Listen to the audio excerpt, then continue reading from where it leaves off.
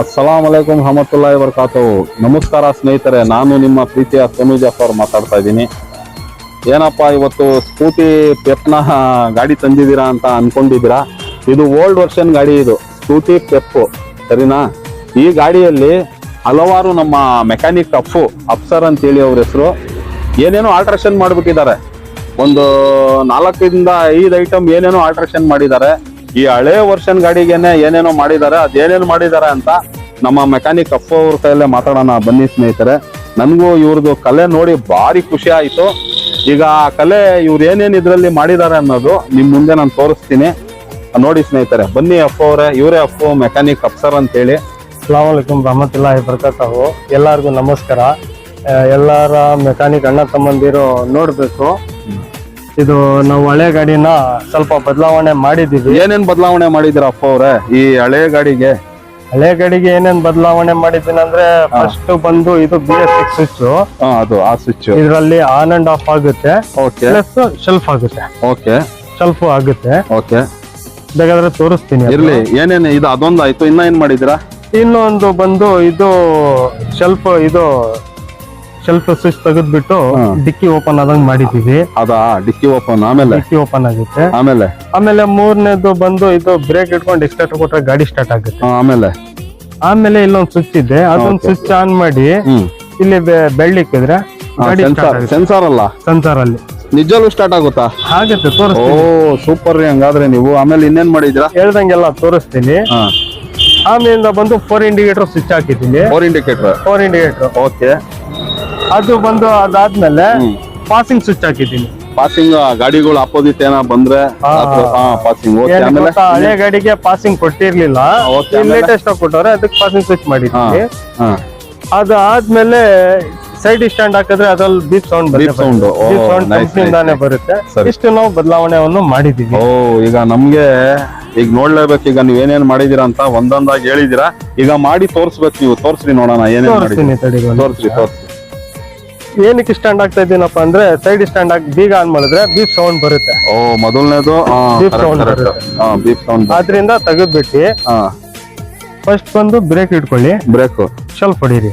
Shelf start ಮಾಮೂಲಿ ಆಯ್ತು. ಮಾಮೂಲಿ ಗಾಡಿ ಆದಂಗ ಆಗುತ್ತೆ, ಹಾಫ್ ಇದ್ರಲ್ಲಿ ಆಗುತ್ತೆ. ಸೂಪರ್. ಸೆಕೆಂಡ್ ಹೇಳ್ದಂಗೆ ಬ್ರೇಕ್ ಇಟ್ಕೊಂಡು ಎಕ್ಸ್ಲೇಟರ್ ಕೊಟ್ರೆ ಗಾಡಿ, ಬ್ರೇಕ್ ಹಿಡಿದು ಎಕ್ಸ್ಲೇಟರ್ ಕೊಟ್ರೆ ಸ್ಟಾರ್ಟ್ ಆಗ್ತಾ ಐತೆ. ಓ ಸೂಪರ್ ರೀ ಅವ್ರೆ. ಆಮೇಲೆ ಹಾಫ್ ಇದ್ರಲ್ಲೂ ಮಾಡ್ಕೋಬಹುದು, ಇದ್ರಲ್ಲೂ ಮಾಡ್ಕೋಬಹುದು. ಆಮೇಲೆ ಇದು ಸೆನ್ಸರ್ ಸ್ವಿಚ್ ನೋಡಿ, ಆನ್ ಆಯ್ತು ಸೆನ್ಸರ್. ಈಗ ಮೇನ್ ನಾನ್ ನೋಡಕ್ ಇಷ್ಟ ಪಡ್ತಿರೋದು, ನನಗ್ ಕ್ಯೂರಿಯಾಸಿಟಿ ಯಾವ್ದಪ್ಪ ಅಂದ್ರೆ, ಸೆನ್ಸರ್ ಅಲ್ಲಿ ಸ್ಟಾರ್ಟ್ ಆಗುತ್ತೆ ಅಂದ್ರಲ್ಲ, ಅದನ್ನ ನೋಡ್ಬೇಕು ನಾನು. ತೋರ್ಸ್ರಿ ನನ್ಗೆ ಹೆಂಗೆ. ನೋಡಿ, ನಾನೇ ಬ್ರೇಕ್ ಇಟ್ಕೊಂತೀನಿ, ನೀವೇ ಬೆಳ್ಳಿಡಿ. ಎಲ್ಲಿ ಇಡ್ಬೇಕು ಬೆಳ್ಳು? ಇಲ್ಲಿ, ಇದ್ರ ಮೇಲೆ. ಓ ಸ್ನೇಹಿತರೆ, ನಿಜವಾಗ್ಲೂ ಸ್ಟಾರ್ಟ್ ಆಗ್ತಾ ಐತೆ. ಬೆಳ್ಳಿ ಎಕ್ಕಿದ ತಕ್ಷಣ ಸ್ಟಾರ್ಟ್ ಆಗಿ ಮಾಡಿದ್ರ. ಸೂಪರ್ ರೀ ಅವ್ರೆ, ಸೂಪರ್. ನಿಜವಾಗ್ಲೂ ನಿಮ್ಗೆ ಹ್ಯಾಂಡ್ಸ್ ಆಫ್ ಮಾಡಿ ಇನ್ನೊಂದ್ಸತಿ ಇಟ್ಬಿಡ್ತೀನಿ. ಆಫ್ ಮಾಡಿದ್ದೀನಿ. ಆಫ್ ಮಾಡಿದೀರಾ? ಇನ್ನೊಂದ್ಸತಿ.